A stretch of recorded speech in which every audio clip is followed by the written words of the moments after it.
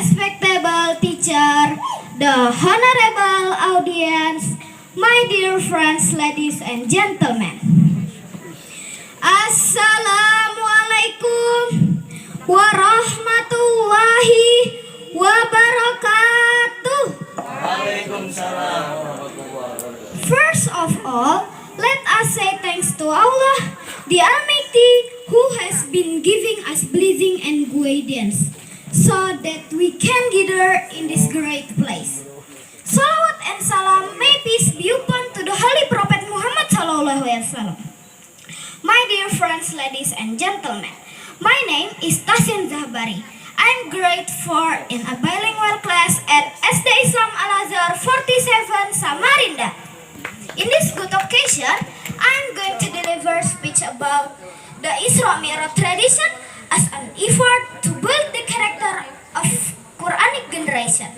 Tradisi Isra Mi'raj sebagai upaya dalam membentukkan karakter generasi Qurani. Teman-teman pasti sudah tahu dong, bahkan sering mengikuti acara peringatan Isra Mi'raj. Isra artinya perjalanan Rasulullah dari Masjidil Haram ke Masjidil Aqsa di Palestina, dan dilanjutkan Mi'rajnya Rasulullah SAW ke Sidratul Muntaha atau langit ketujuh.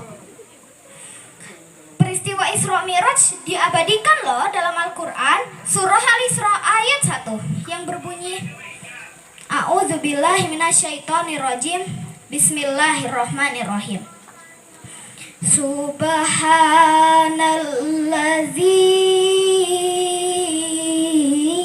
asra bi abdihi laylam minal masjidil harami ilal masjidil aqsal ladzi barakna haula alladzi barakna haulahu linuriyahu min ayatina. Allah. Innahu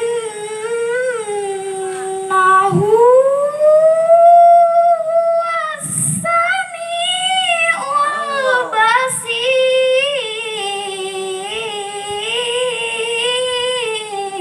Allah. Yang artinya Maha Suci Allah yang telah memperjalankan hambanya pada suatu malam dari Masjidil Haram ke Masjidil Aqsa, yang telah kami berkahi sekelilingnya agar kami perlihatkan kepadanya sebagian tanda-tanda kebesaran kami. Sesungguhnya Ia Maha mendengar lagi Maha melihat. My dear friends, ladies and gentlemen, ada suatu puzzle penting dalam peristiwa Isra Mi'raj, yaitu Baitul Maqdis sebagai kiblat pertama umat Islam. Tidak henti menyaksikan kebengisan penjajah. Sejak lama, warga Palestina dikenal sebagai penghafal Al-Quran. Dengan bersenjata kerikil, namun mereka tidak gentar untuk melawan musuh yang bersenjata tank dan senjata laras panjang. Al-Quran di dada mereka, sehingga melahirkan keberanian. Hal itulah yang menurunkan keberkahan dari langit, energi ilahiyah yang membuat musuh ketakutan.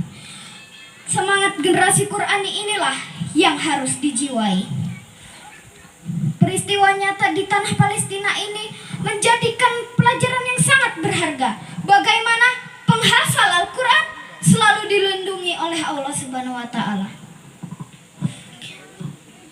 Peristiwa Isra Mi'raj adalah momen yang baik untuk memperkuat akidah umat Islam.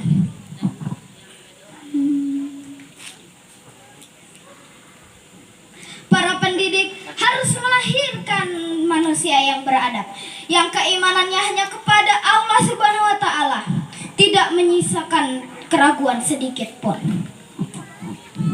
Isra Mi'raj juga memberi isyarat pentingnya menguasai ilmu pengetahuan dan teknologi.